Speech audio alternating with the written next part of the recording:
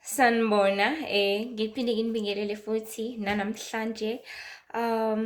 Njengoba sihlezi sazi sonke ukuthi indaba esihlanganisile izindaba zikaNkulunkulu ngokuba izulu liyathanda ukuthi abantu bazi ukuthi lisalibabekezelele kangakanani. uNkulunkulu uyathanda ukuthi abantu baqonde ukuthi ukuphila kwabo kusayithuba kakhulu kangakanani lokuthi ubuyisane naye, kusayithuba kakhulu kangakanani ukuthi uzazi izinto ezizokwenzeka, uzazi futhi uzilindele ukuze ekwenzekeni kwazo ungathuki ebese uthuka uNkulunkulu. So ngaso sonke isikhathi nje the reason why the Lord elibele vula inhliziyo yakhe, elibele esivulela izimfihlo zakhe, ingoba uyathanda ukuthi sikulindele konke. We must expect everything that is unexpected in these end times and in these nowadays. So njengamanje kwenzeka izinto ezinkulu emhlabeni and i-topic engifisa ukuthi ngi-highlight kakhulu namhlanje uNkulunkulu athi kumele ngidlulise kubantwana bakhe nokukholwa umoya wakhe, i-topic ethi a lack of self-control will multiply or will increase. So ukuhluleka ukuzibamba sekuzokwanda kakhulu emhlabeni, and ukwanda kwakho yikona okuzokwenza ukuthi ngamehlo ethu sibone izinto esingakaze sayitshela ukuthi singayibona emini kabha zenzeka, esingakaze sayitshela ukuthi siyoyibona zenzeka right in front of our eyes, whether isekuseni, whether isemini, whether intambama, whether khona ingane eduzane, whether khona ini, whatever, anything will happen eventually.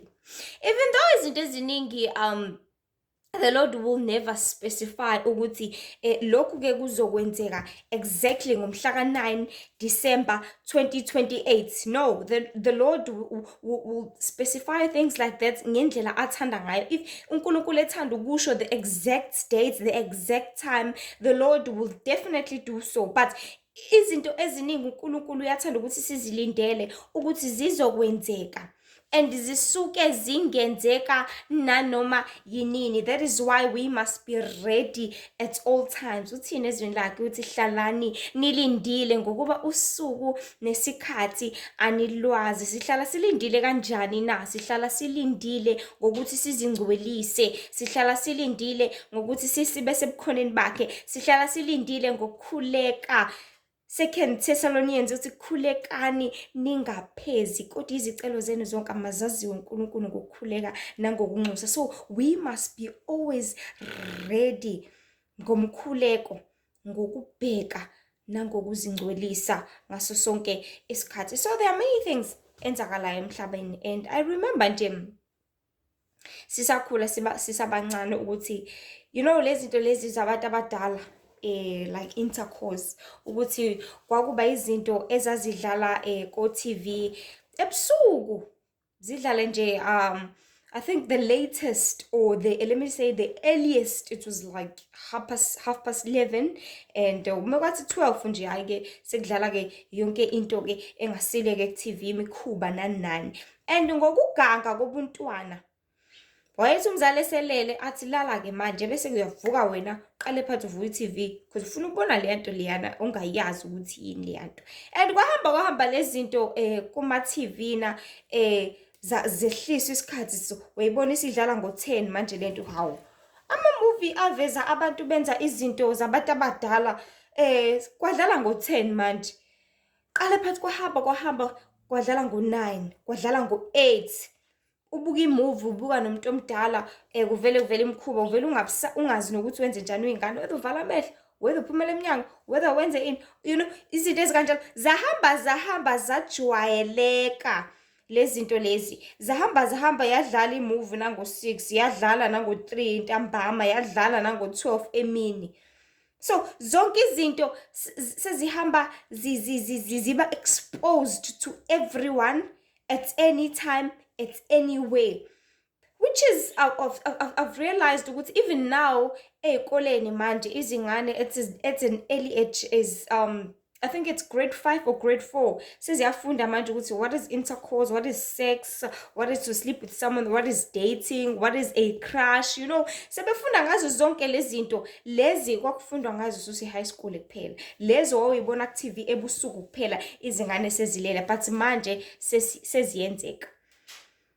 We live in days la khona usukwazi ukuthi emgaqweni uhlangane necouple, izingane ezincane, umdala uno 40 50 years, uyitshela ukuthi hayi ingane zizosaba zicashe, cha zivele zibambane kakhulu ke mase yibona wena, zivele ziqabulane ngampela ke mase yibona wena.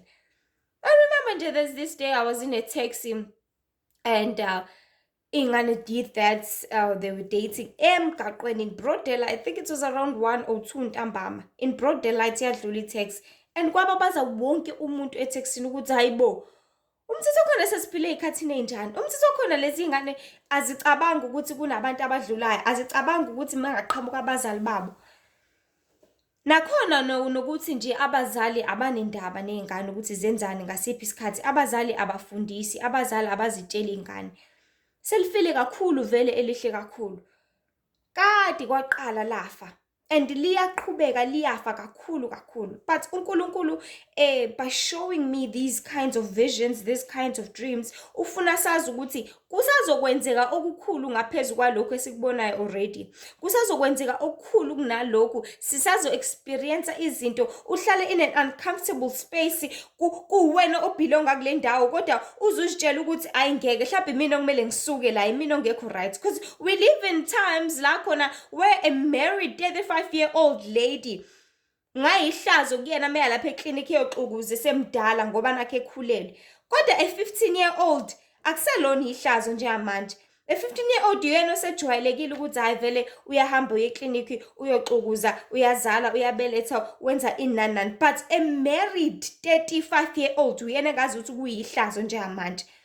We live in such times whereby everything has turned ngazo zonke izindlela, but the Lord wants us to know ukuthi hello, ukuthena kwalezi zinto ningacabanga ukuthi it's just 1 atshintshe abo 2, lalela no 9 usazoshintsha abo 10. The Lord wants us to know ukuthi usuzohlala ku-environment la khona uyazi ukuthi imina kumele ngabe ngihleli la, but kuze kube wena ofile ngazi ukuthi ungabaleka, like I was saying ukuthi izingane zithi isijolo udlula endleleni, kube ngazi ukuthi wena ongacasha njengamanje, kodwa wena kumele uhambe la emgaqweni, wena kumele uhambe la endleleni, izona kumele ngabe ziyacasha kodwa ufile ngazi ukuthi wena ngabe uyacasha. Because we're gonna be living in those kind of times whereby you're gonna be so uncomfortable ngenxa yezinto uncomfortable ezenzakala empilweni, and zizohamba zihambe zijwayeleke, zizohamba zihambe zibe inorm, engazuthi nje ayikho into wrong ngazo. So let us quickly go to a vision engibe nayo, ngibe nalombono ngomhla ka-8 April. So mangikulo lo, you know, there's a different, let me just explain this. There's a difference between a dream and a vision. Yenzeka thola ukuthi ulele ebusuku uyaphupha ne, and mengabulele uphupha isikhathi esiningi kuyenzeka kuthola ukuthi it is your soul ephumile ya astral projector from your body. uNkulunkulu akise in a certain place, akubonise certain things, akufundise and tell you all different messages and secrets. But in a vision, it's like that thing comes to you, yona iza kuwena uhleli la ukhona, uNkulunkulu ayithathe lento azokubonisa uhleli la ukhona ukuthi buka into yokuthi, noma it's like you are watching a movie uhleli. Isikhathi esiningi kuyenzeka uthola ukuthi you were closing your eyes, or you don't need to even close your eyes, kuvele kudlale nje a certain picture in emehlweni akho. I know people are well aware of these things, but for the sake of those who do not know and understand how do these things work and happen, so ubone a certain picture or ubone a certain movie playing, you know, ma abubuke ibioskop, it's like something like that. But if vele idlale nje mhlawumbe uzilalele empedeni, uzihlalele kusofa, uzihlalele emnyango, usetaxini or anyway, kuvele kube nefu nje kudlale nje a film very very quick. idlala uzuyitshela ukuthi hayi no, I'm thinking, let me not think about this. Iphinde iqhubeke indaba idlala up until uNkulunkulu akunikeze yonke into afuna ukukutshengisa yona nafuna ukukubonisa yona. So ngomhla ka-8 April I had a vision, and kulo mbono, that is when the topic came ethi lack of self-control izokwanda kakhulu emhlabeni. Kulo mbono ngibona sebhasini, if not a bus, but it's some sort of a mode of transport, any mode of transport like taxi, bus, stimela, la nje kungahlala khona abantu abaningi. So kule mode of transport, that thing was traumatizing people. I want people to understand that thing was traumatizing emehlweni ami, and ngangazithandi ukuyibona le nto, but uNkulunkulu had to make me see it either way so that ngizokwazi ukuthi ngidlulise amazwi akho ukuze abantu bazoqonda, bazi ukuthi lezi zinto bazozibona nangampela. So ngibona a lady, she is looking, uhleli esihlalweni, esihlalweni, let me just say ebhasini, uhleli esihlalweni, and she is looking ngaphansi ukuthi is everything alright, like yonke into ipositioneke kahle. And ngaphansi kwesihlalo I am seeing a private part yomuntu wesilisa. Now engqondweni yami I'm like, no, Lihle, stop thinking umsangano, stop thinking into ebhedayo, like you're fornicating right now. And ngize ngiyikhuza ukuthi no man, I shouldn't be thinking about this thing. And liqhubeka, and up until the Lord specified ukuthi no, look clearly, bukisisa kahle. And mangiyibheka lento, so it's like now a guy is trying to insert a private party yakhe through the chair ngaphansi esihlalweni to this lady. So now the lady is checking ukuthi ipositioneke kahle yini so that she can sit and they can enjoy themselves. Mind you, le bus le is full of people. Mind you, le bus kunezingane, kunabo gogo, kunabo auntie, kunabo baba, kunabo mama, and this couple is like 25, 26-year-olds. Bahluleka ukuzibamba. And lo sifazane ubhole imbobo la kulehlalo lesi, so that the guy emva kwakhe will insert his thing and they can enjoy themselves. So now I'm busy looking at this movie, I'm busy having this vision.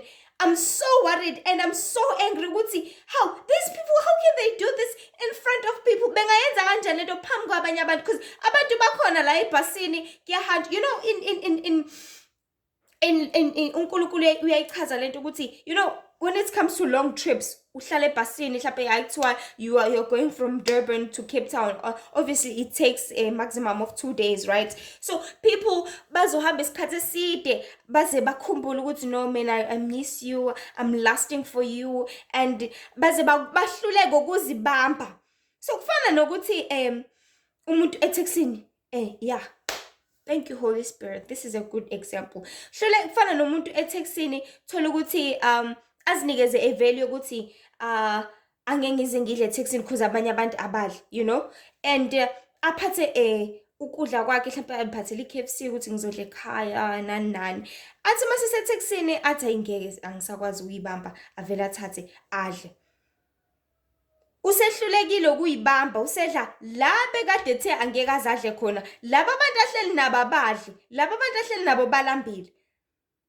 Remember kunezinto ezike zenzeke in places la uhamba khona uhlangane nabantu abaningi, thola ukuthi usebhazini or ustimela, nanga umuntu ngaphambili mhlawumbe ulengelwa imali la ephaketheni, mhlawumbe ulengelwa u10 ebese ungemva kwakhe either ugogo, either u-aunt, either ubani, wingane wena, ayithi uhleli on the opposite chair, wingane emele ngelwa imali, avele ayidonse.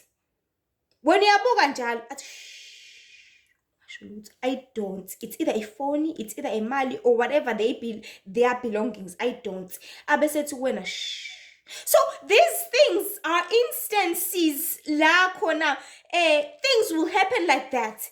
If wingane, when you are busy looking at that couple busy having sex ebhasini right in front of people, bazothi shh, ungatsheli muntu ngalento oyibonile. Ungatsheli muntu. Mind you, this is a mode of transport. Mind you, this is a public space. Mind you, everyone has a freedom. Ukuthi, in as much as you have a freedom to do anything, but how about amehlo abantu? How about izinto ezinyantisayo in front of people?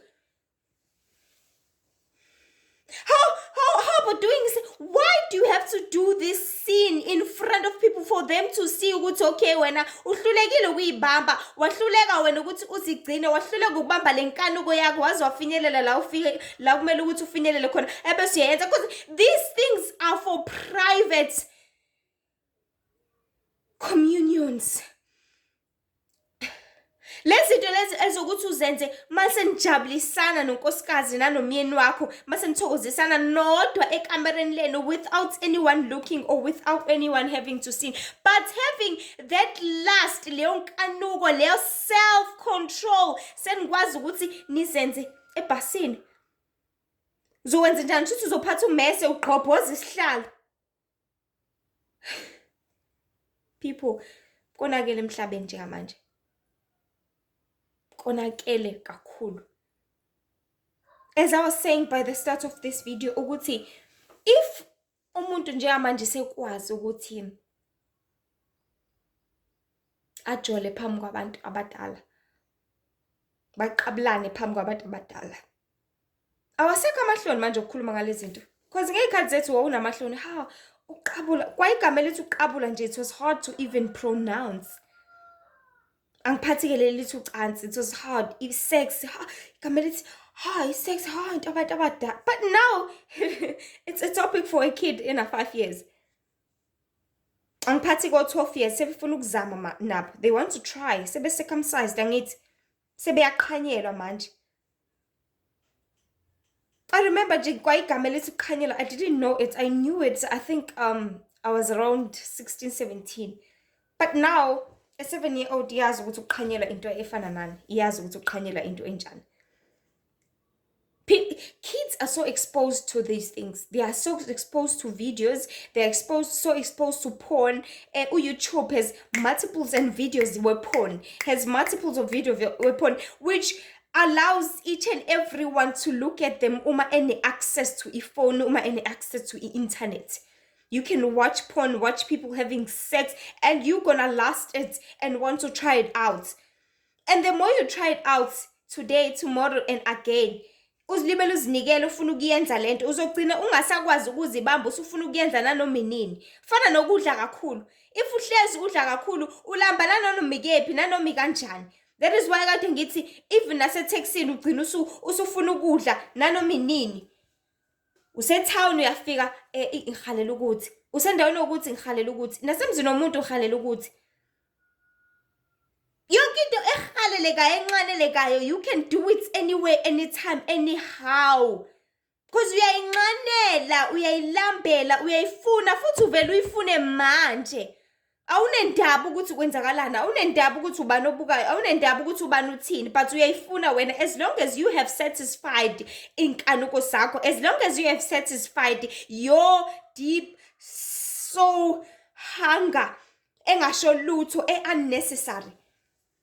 Ihlazo alisekho emhlabeni, ihlazo alisekho ezinganeni, ihlazo alisekho kodade bethu nakubafowethu, ihlazo alisekho komaluma wethu nabo auntie bethu, alisekho ndawo emakhehleni nakogogo, alisekho ihlazo.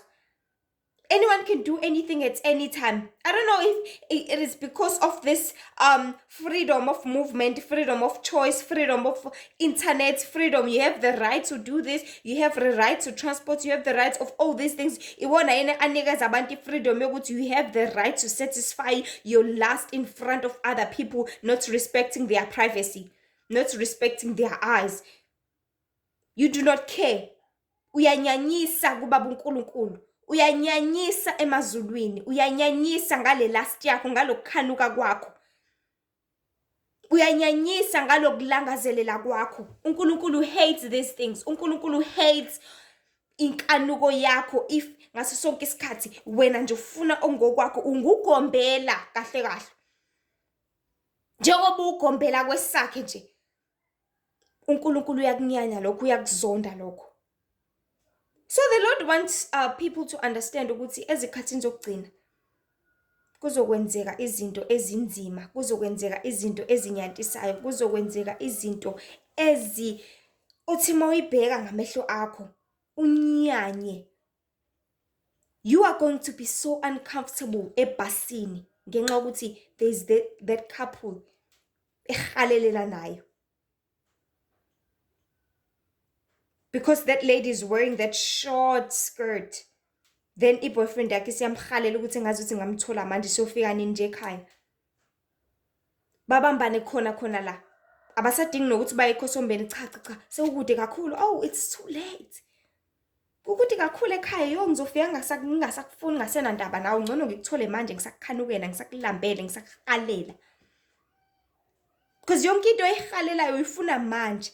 Sonke siyazi ukuthi craving ihambe iphele at a certain time. Njengamanje uhalela uchocolate, uhalele uhamba kuphela ukuhalela kwakho. Hamba ukhohle ukuthi kombe behalela uchocolate ngco. But ngale nkathi you eager, you gonna want it now. If you don't get it now, you do not want it anymore. But the fact that uyayifuna ngempela uyilande noma kuthiwa usukephi. Uyithole noma kuthiwa kanjani. So there's this lack of self-control ke esisazoyibona abantu. There's this lack of self-control esisazoyibona emabhasini, in mode of transport, in towns. Because people they do these things even in offices now. And kade kwaqala. They do it in offices. Emsebenzini, i-boss, CEO, lapha, COO. If you want this promotion, then satisfy me now in my office now. You don't even need to lock the door. You don't even need to close the window. Satisfy me now. I want you now. Ngifuna manje, ngilambele manje, ngikhanukela manje. Ema office laphayana ezikoleni. Ngehalela leyangane igqoka isiketi esifishane, uprincipal ayivalele e-office, and they want to satisfy themselves now manje. uNkulunkulu uthi lezi zinto asizogcina ngokuthi sizibone zenzeka mhlambe emagumbini kuvalelwana ema-toilet nani. Sazoyibona zenzeka emabhasini, eTaxini. Imagine itaxi nje obincane kangaka, iquantum. If abantu bengenandaba bekwazi ukuthi ba-aphuze eTaxini, babangumsindo, babangela abanye umsindo. Asifani bantu. Because masihamba sonke eTaxini, everyone is going to different places. Mhlawumbe omunye ku-interview, mhlawumbe omunye uya kwindawo ebalekile, important function. Mhlawumbe omunye ethi egqoke kahle, wena usecela kwakho uyaphuza bese uyamthela ngalo tshwala bakho. Enze njani manje? Aqale phansi abuyele emuva. Enze njani manje? Usengcolile, ahambe enuka lento omnukise ngayo. Most people are holy out there. Abanye balangazelela ubungcwele ngaso sonke isikhathi. Kumele ngcoliswe uwe ngalogwayi wakho. Kumele ngcoliswe nguwe. Asifani thina abantu. So i-lack of self-control izohamba ibe inkinga abantu. I-lack of self-control izohamba ibe ihlazo kubantu. Njalo kumele sibuka amahlazo. Ngenxa ukuthi uhluleke ukuzibamba wena. Ngenxa ukuthi uhluleke ukuzigcina wena. Ngenxa ukuthi uhluleke ukulinda wena. Mele nijoleke manje eTaxini, sibukane nani, sibuka ifilimu. Mele nilalane khona la eTaxini, ebhasini, sibuke nina, sibuke ifilimu. Iyanyantisa lento. And uNkulunkulu will curse you. Ngaso sonke isikhathi uNkulunkulu akangilethela ukuthi ngidlulise imiyalezo yakhe ngezindebe, because I'm only a messenger. I just use my mouth to pass the word of God. So angidlulisi umyalezo ukuthi ngintshele izinto enizaziyo enizibonayo bese kuhlalwa kanjalo, cha. I'm passing this message to say, please repent bantu baNkulunkulu. Learn to control yourselves. Learn to control your emotions. Learn to control your cravings. Learn to control yourself. Learn to discipline yourself. Discipline uzifundisa ukwazi ukuzibamba. Ukwazi ukuthi cha kuwena. Uyakwazi ukuthi cha komunye umuntu angithi. Uthi cha ngikufuni lokho, uthi cha ngeke ngize ngiyenze lento. Kwazi ke nokuzibamba kuwena. Uzibambe wena because iqala kuwena lento. Uzihloniphe wena qala ukuthi cha mina ngeke ngize ngiyenze lento. Cha ngeke ngize ngikwazi ukuthi ngiphile kanje. Angeke ngize ngiyenze, akusona isikhathi sokuthi ngacabanga lokhu njengamanje. Akusona isikhathi sokuthi ngiyenza lento njengamanje. Akuyona indawo yokuthi ngiyenza lokhu njengamanje. Akuyona indawo ukuthi ngajola lena. Kunabantu laba ekumele ngibahloniphe. Kunami ekumele ngiyihloniphe because you are ruining your reputation in the meantime. You are ruining yourself in the meantime. Imagine having that intercourse in that bus. Imagine having that child emva kwakho onefone ene-smartphone uzothi uyanrecord and videoize ukuthi ufuna uyotshengisa abangani bakhe and your video will go viral. Just because you lacked respect and then ulahlekelwe reputation, umndeni wakho ukuthuke, abangani bakho bakuthuke bathi hawu mngani awusakwazi lokuyibamba etextini pho. Hawu kahleni bo. You are ruining your own reputation. You are ruining your own self. Uthi usunaleyo reputation leyo bakuthege bonke ihlale ku-Facebook wakho uthi usuyofuna umsebenzi kuthiwa hawu seke wenza into ekanje phambi kwabantu, then you do not deserve to be in this kind of environment, in this kind of organization, in this kind of space. Shuthi uhluleka ukuyibamba wena, shuthi uzokwenza nala emsebenzini. Ngeke size sikwazi ukuthi siqashe kanti unje, kanti wonakele kanje, kanti ungcole kanje. So you are ruining your own reputation. What I'm saying to you, Guti, this is a solution, njengamanje. This is gonna be a very short video. I just wanted to pass this vision engibena ukuthi kubalekile thina abantu ukuthi ukwazi ukuzibamba, ukwazi ukuthi cha kuwena, ukwazi ukuzidisciplina, ukwazi ukuthi le ndawo ayifanelekile ukuthi ngingenze ukuthi, le ndawo ayifanelekile abantu aba-around abafanelekile ukuthi ngingabavezela ukuthi ngami. Have a sort of personal private things ozigcinayo kuwena ukuthi lezi ngizenza private, lezi angizenzi phambi kwabantu, angikhulumi kanje phambi kwabantu, angi-act kanje phambi kwabantu, but I am a private person. That is when you will start to cherish, to value yourself ngaleyo ndlela, to nourish ukuzivaluisha nokuzihlonipha. And the more uzihlonipha, the more you will be respected, because akekho umuntu othi engazihloniphi yena qala bese yahlonisha. It never happens. Kuhlonishwa ozihloniphayo, ongazihlonipha kahlonipheki. If you're gonna be a loose girl ohambe libanjwe nanoma imuphi umfana, no boy will respect you. If you're gonna be that loose lady that wear izinto ezivulekile lapha ngemuva, and I see izinto sebezigqoka manje amantombazane, thola ukuthi kuvaleke la kuphela, sekuyinethi, sekuyintambo nje kuphela la ngemuva, aqede lapha ezogqoka into encane la. Awuzihloniphanga kuwena qala, ubani ozokuhlonipha wena? Ngoba lokho kuvezile, they're gonna want more. What is inside? Because we have seen ukuthi no, she's so fresh, then she's more fresher inside there. Then we want to have that piece of cake. We want that taste. It looks nice. Hey, i-red velvet mangabe uyithenga esitolo ayihaleleki. Mase sihaleleka, ihalele ukuthi kube njani, uyibuke kuphela. No, uhalela ukuyitaste, uyidle ukuthi injani. So if uzoveza wena uzi-advertise, then uzonqaneleka, uzohaleleka ukuthi kube ne-taste thizeni, and taste it is sleeping with you. Ayigcina kumantombazane. And you guys, izinto enizigqokayo, you know, uyajima, you so buffy, you're such a hunk, then you're gonna wear that vest. Namantombazane will have that lust over you. Oh, if I can touch those muscles. Oh, if I can just sleep kuleso sifuba. Oh, if I can just... Respect yourselves. Zihlonipheni.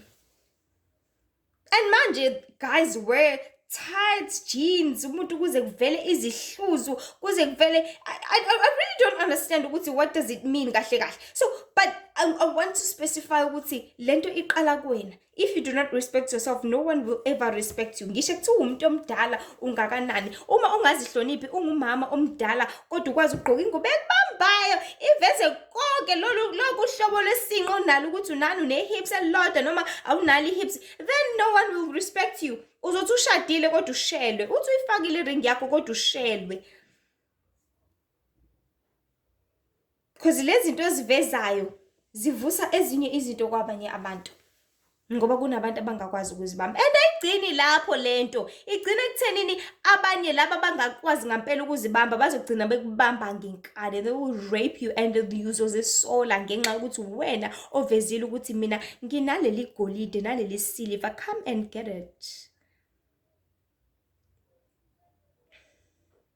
So bantu bakaNkulunkulu, uNkulunkulu uthi namhlanje funda ukuzibamba, funda ukuzihlonipha, funda ukuzidisiplina, funda ukuzitshela ukuthi lento le ayenze ngale ndlela, lento le akumele ngibehave ngalolu hlobo, akumele ngihambe ngale ndlela, akumele ngikhulume ukuthi kule ndlela, akumele ngenze i-action efana nale phambi kwabantu, akumele ngenze okufana nalokhu phambi kwezingane. You need to respect yourself, respect the people around you, respect the environment and respect your privacy. Ngoba ekugcineni kosuku you gonna be the one in trouble ngenxa yalokho. Ekugcineni kosuku you gonna be the one who ruin their reputation ngenxa yokuhluleka ukuzibamba. And you will not get izinto ozidingayo kusasa ngenxa yokuthi usuzozisola. And meka kwaduma intembe ngawe, I promise you khona abantu ezingasoze zaphuma engqondweni zabo. Uyohlezi unalokho. I don't know, but unfortunately even now izingane ezincane ziyagcina la ekhanda. Yabo if uzoyenza lento phambi kwengane kudume i-sex tape yakho phambi kwengane idume le ema-primary because nezingane ema-primary seziphatha amafoni manje kudume i-sex tape yakho, leyo nto leyo ayisoze yasuka engqondweni yalezo ingane. Njalo maze kubone zizohlezi zicabanga ukuthi loyana buka loya auntie loyana indaba zakhe azikhohlwa. Even 10 years ingaphinda ibuye leyo nto leyo because the internet can keep the information. Facebook uyayigcina into for 20 years 30 years uyigcine into yakho. So if izoposta ivideo yakho ku Facebook uzoyidelete wena, abangani bakho bazoyidelete, nomndeni wakho uzoyidelete because yanantshisa akekho efunayo, kodwa khona uzoyigcina. Iyobuya ngelinye ilanga, iyokubuyela uyozisola ngalokho. So le lack of self-control ayizokusiza ngalutho umntakwethu. Le lack of self-control ayizokusiza ngalutho bhuti wami. Baba, mama. Lokuhluleka kwakho ukuzibamba ngeke kuze kukusize ngalutho. Lokunxalela kwakho, lenkanuko yakho angeke ize kusize ngalutho, kodwa izokumoshela igama lakho, izolingcolisa, izolibhiqiza, ilibhiqize odakeni.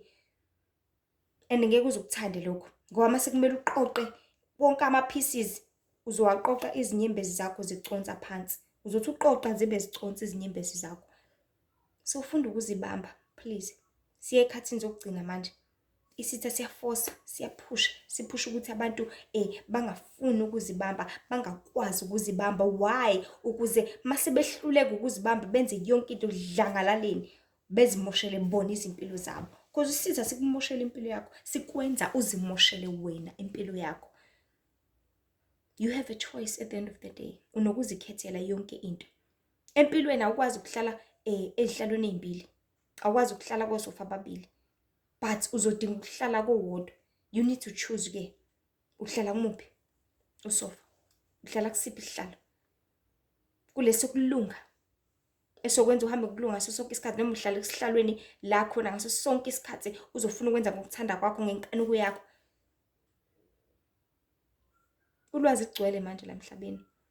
Njengamanje asisaphila impilo yokufunda ayisekho into efundwayo manje, yonke into isikhona. Ngoba sekubuye kwangemuva. History keeps on repeating itself. It keeps on repeating itself. And njengoba beziphinda ayikho into entsha efundwayo manje. There's nothing new under the sun. Njengamanje it's about corrections. Sisenza ama-corrections manje, sesiyalungisa la sone khona, sesiyalungisa la sishelele khona. Sesenza kangcono manje. But you will die ngalento ongafuni ukuyidedela. You will die ngenxa lenkanuko yakho ongafuni ukuyiyeka. You will die ngenxa lezinto ozithandayo zasezweni ozohlezi uzilangazelele, uzubambelele kuzona, uyifune ngenkani. Yabo ngale nkathi ushisa leliya voice lithi qede lapho uthatha usawoti uthi ekudleni kwakho. Baze basho bathi othi ngithi ukuthakatha kancane ukudla afaka umuntu izipayisi. Ukuthakatha kusho ukuthini? Akusho ukucontrol, akusho ukulimaza, akusho ukubulala. Yabona lekathi lithi hlela voice emafutheni. Ukuhlihliza kwalo kuyohlihliza your heart. Ukuhlihliza kwalo kuyoburna isibindi sakho. Lokhu uzithakatha kwakho ngalamafutha nangalo sawoti utshela ukuthi you are busy having fun. you are killing yourself. You are destroying your life. And wenza i-self-control ingabambeki because zonke lezi zinto ezikhona la emhlabeni zicindazela zibulala unembeza wakho. Unembeza okuNkulunkulu ezama ukukhulumisana nawe, and uNkulunkulu mangasekho kuwena, wena uzozenzela umathanda, wenza noma yini. Fana nasekhaya, if kwashona abazali, ingane iphila kanjani? Ngicela ukuzwa ngani, izingane ziphila kanjani mekwashona abazali? Azenzi njengokuthanda kwazo. Ona 20 akenzi njengokubona kwakhe ukuthi enza kuthandayo. Ona 28 mhlawumbe akabona ukuthi okay yathi ngeke ishadela mina sebeyosala bebona ekhaya. Ona 16 akenzi ngokubona kwakhe ukuthi methanda ukuhamba nabangani bakhe ahambe nabo, mengathanda ukuhlala metha. So mengasekho uNkulunkulu, ungasekho unembeza kuwena, lo nkulunkulu okwazi ukukutshela iqiniso, okwazi ukukutshela ukuthi uwrong, lokwazi ukukutshela ukuthi lungisa, then ayikho indaba.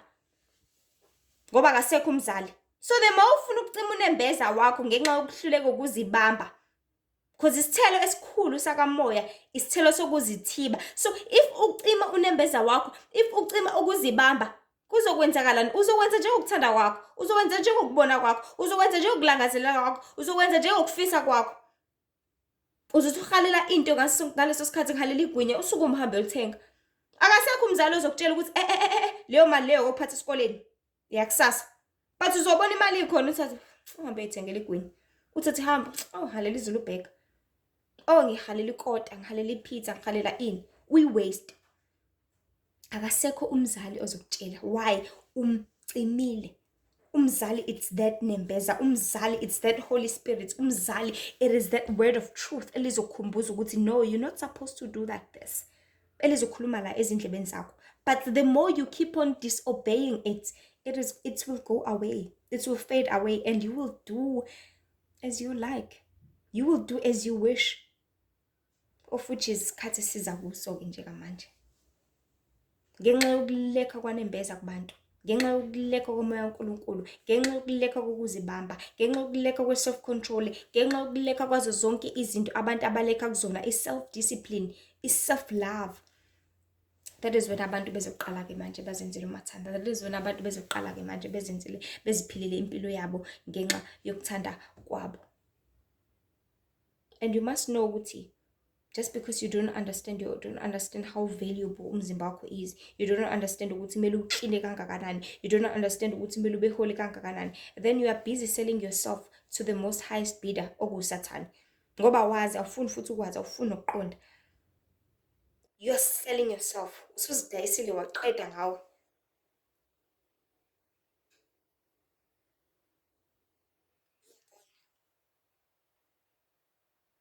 I want to pose this question today. Mase kuthi uyabuya manje uJesu, engathini ngempilo yakho? Mase kuthi uyabuya njengamanje umfeli wethu, engacabanga athini ngawe? Look at your life. What are you doing? Wenzani? Wenzani? God will always leave a sign for you. Uzohleze eshiya uphawu so that uzobona ukuthi no, mina akuhambi kahle la. Akusikona, angilungisi, angenze kangcono. But if ungafuni ukulibona lelo phawu, uzolimala still. Because even isitha noma singathi silwa kangakanani, silwa kanjani, uNkulunkulu uhlezi eshiya isign. Nali God boss likagwayi. I think isuku ngaphakathi bathi 20. Yes, tobacco. Ubhala ukuthini lapha ngaphandle? Tobacco causes cancer. That's the sign that the Lord left. Isitha sithi na ugwayi bema. Ashiya isign uNkulunkulu ukuthi uzokubulala. Khona uphawu uNkulunkulu alibekile afuna ukuthi lusize wena at the end of the day, but if ungafuni ukulibona, if ungafuni ukuthatha ulisebenzise, then you will die eventually.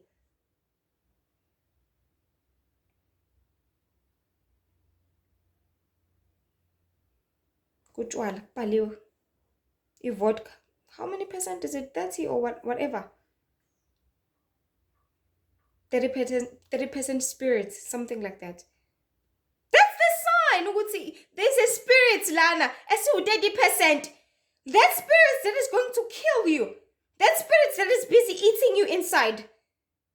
Athi umuntu ade ngiphuze 18 yashisa le nto uma uyiphuza yodwa. Because that spirit is eating you, it's burning you. What is it burning? It's burning your stomach, intestines, your liver, kidneys, pancreas. It's burning everything inside you. The Lord left a sign for you. Wakushiyela uphawu uNkulunkulu ukuthi ubone ukuthi lento leyakulimaza, ukuthi ubone ukuthi lento izokubulala, ukuthi ubone ukuthi lento ingimoshela isikhathi nje kuphela. So sisazobona lukhulu emhlabeni. There's a lot to say. There's a lot to mention. There's a lot to underline. There's a lot. But I just want to cut this video to this point for now.